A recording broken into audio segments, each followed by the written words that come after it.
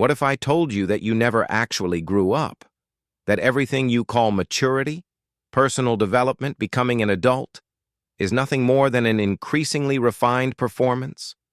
That the child you once were is still there, intact, hidden behind layers upon layers of masks you learned to wear so well that you forgot you are wearing them? Alan Watts, one of the most provocative philosophers of the 20th century, made an observation that still cuts like a blade.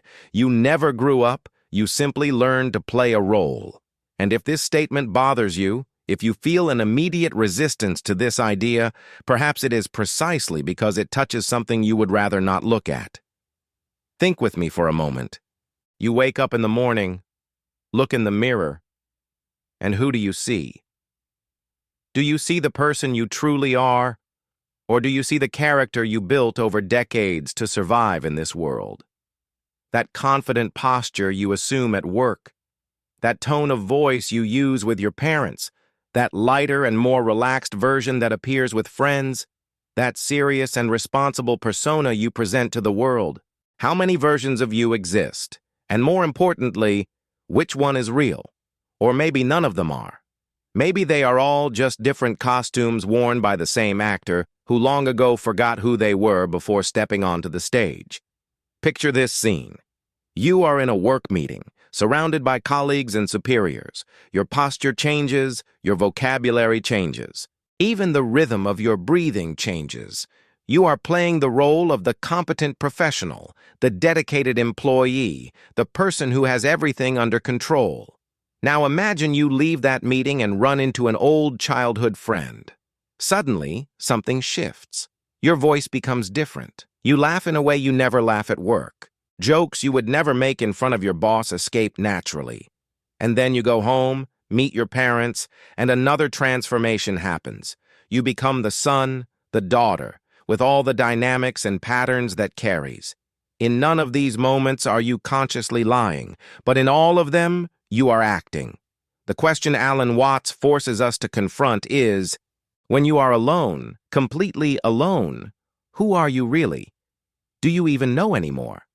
This is not just philosophical speculation. Research in developmental psychology has consistently shown that by the age of 3 or 4, children begin to understand that they can present different versions of themselves to different people. They learn that certain behaviors get rewarded while others get punished. They discover that mom responds better when they act one way, and dad responds better when they act another. This is the beginning of what psychologists call impression management, but what Watts would call the construction of the false self. The tragedy is not that we learn to do this. The tragedy is that we forget we are doing it. We become so identified with our roles that we mistake the mask for the face, the performance for the person. Alan Watts was born in England in 1915 and spent his life bridging Eastern philosophy and Western psychology. He was fascinated by the gap between who we think we are and who we actually are. He studied Zen Buddhism, Taoism, and Hindu philosophy, but he was not interested in abstract spirituality. He was interested in the practical question of human suffering. Why do we feel so alienated from ourselves, from each other, from life itself? His answer was both simple and devastating. We suffer because we are playing a game we have forgotten is a game. We are actors who have become so absorbed in their roles that they believe the play is real life. And the most painful part? The role we are playing is not even one we chose. It was handed to us by our families, our cultures, our societies. We are performing a script we never wrote, for an audience we never selected, in a theater we did not build. The core of this insight is that what we call the ego, the self, the I that you believe yourself to be, is not a fixed entity. It is a process, a performance, a constantly shifting collection of habits, reactions, and learned behaviors. When you say I am shy, or I am confident, or I am ambitious, you are not describing some essential truth about your nature. You are describing a role you have learned to play so consistently that it feels like who you are. But feelings can deceive. The smoothness of the performance does not make it authentic. A skilled actor can cry real tears while playing a character. The tears are real, but the grief belongs to the role, not the person. I want to pause here for a moment, because I know that what we are discussing is not just theoretical for you. Right now, you might be recognizing patterns you have lived with for years, patterns that no one else has truly seen or understood. When was the first time you realized you were performing? That moment when you caught yourself saying something you did not mean, acting in a way that felt foreign, being someone you did not recognize?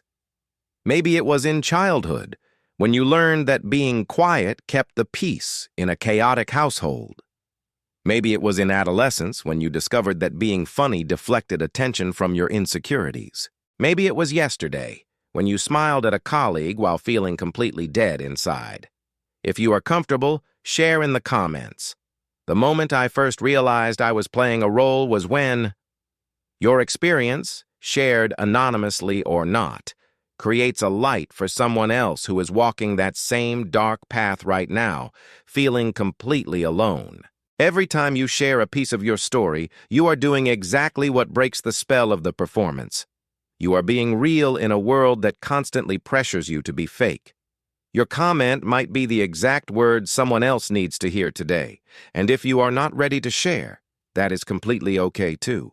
Just know that as you continue watching, I am speaking directly to your experience, not just to a general audience. The masks you wear, the roles you play, they are precisely what we are addressing here. Watts developed these ideas not in an ivory tower but through decades of observing human behavior, including his own. He was remarkably honest about his own struggles, his alcoholism, his failed marriages, his difficulty living up to the wisdom he taught. This was not hypocrisy. This was proof of his central point. Even understanding that you are playing a role does not automatically free you from the performance. The ego is clever.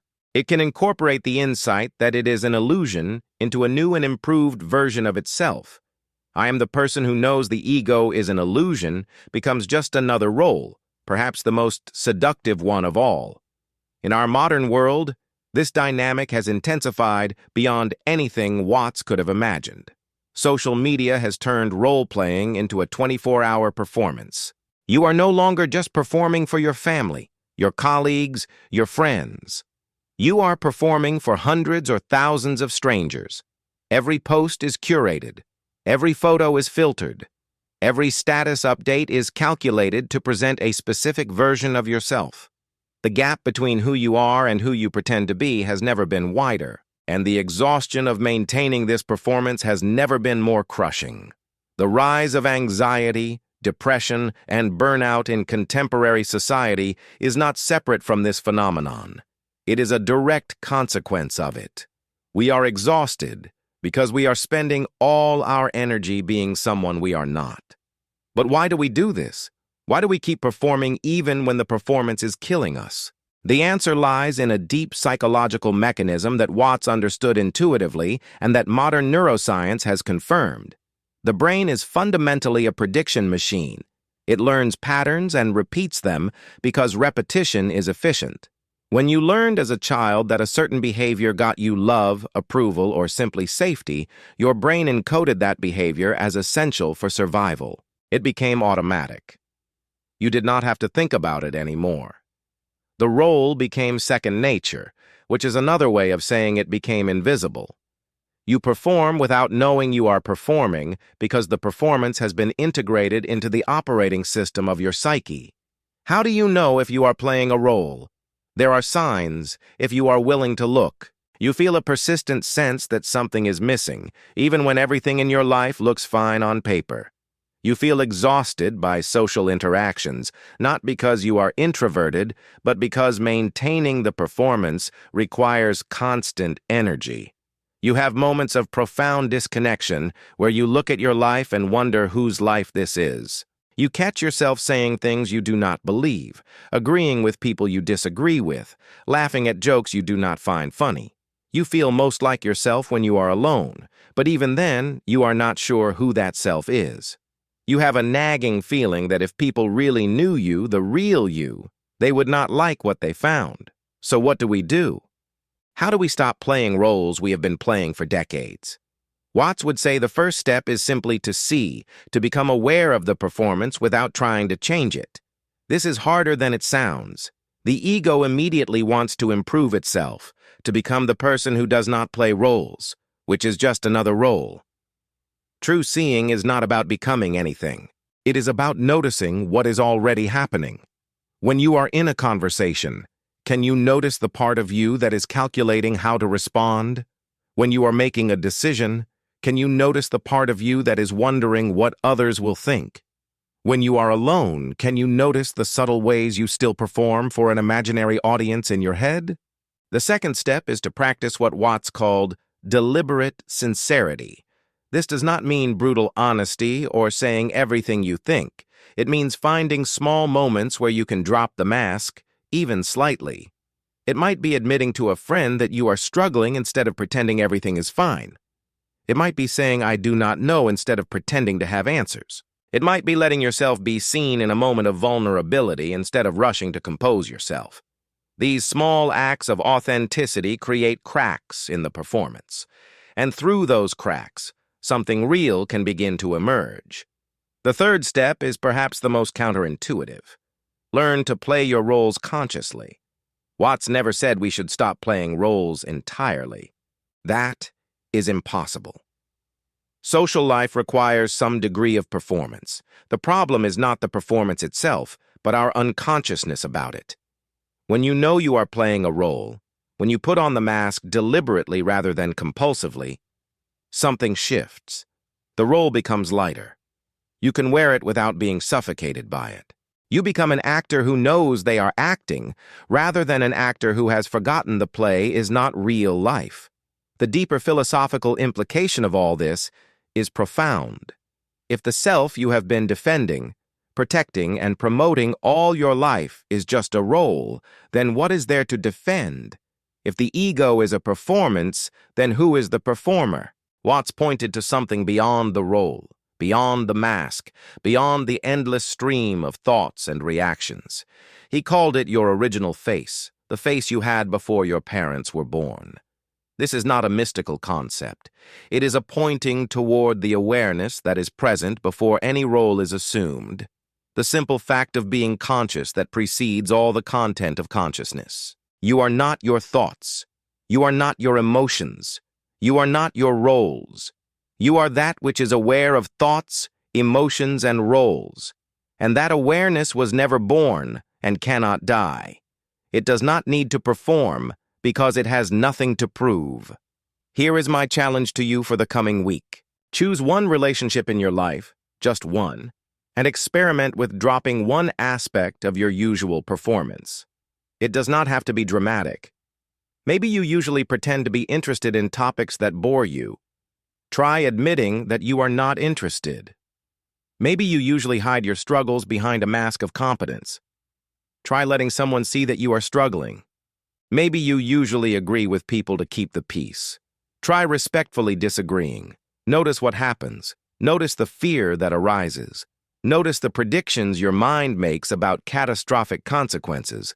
And notice whether those predictions actually come true. Often when we drop a small piece of the mask, we discover that people respond not with rejection, but with relief. They were waiting for permission to be real, too. If you have ever felt trapped by your own image, exhausted by the performance, unsure of who you really are beneath all the roles, you are not alone on this journey. This channel is a space where we explore these questions together, where we take the insights of thinkers like Alan Watts and translate them into practical tools for living more authentically. By subscribing, you are not just following content.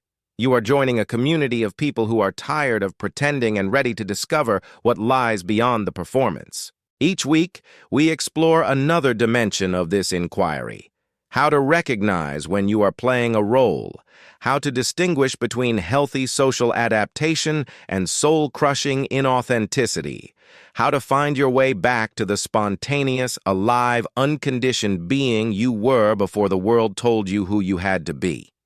These are not quick fixes or empty promises. These are invitations to a different way of being in the world, a way that is more honest, more free, and ultimately more connected. I know how lonely it can feel when you suspect that the self you present to the world is not the self you really are. I know the fear that if you stop performing, everything will fall apart. But what if the opposite is true? What if the roles are what keep us separated, and dropping them is what allows genuine connection? What if the exhaustion you feel is not a sign that you need to perform better, but a sign that the performance itself needs to end? If something in this video resonated with you, that is not coincidence. It is recognition. Something in you knows the truth of what we have been discussing, even if another part of you is already working to dismiss it, to return to the comfortable familiarity of the role. Do not let that part win. Hit subscribe, and let us continue this exploration together. I will be here, every step of the way, not as someone who has figured it all out, but as a fellow traveler who is also learning to drop the mask, one moment at a time. Share in the comments one role you have realized you play, one mask you have noticed yourself wearing. Your honesty might be exactly what someone else needs to see today. It might give them permission to admit something they have been hiding, even from themselves. And in that mutual recognition, in that shared willingness to be real, something beautiful happens. We stop performing for each other and start actually meeting each other. And that, according to Watts, is the beginning of waking up from the dream of separation into the reality of connection that was always already here, waiting for us to stop pretending and start being.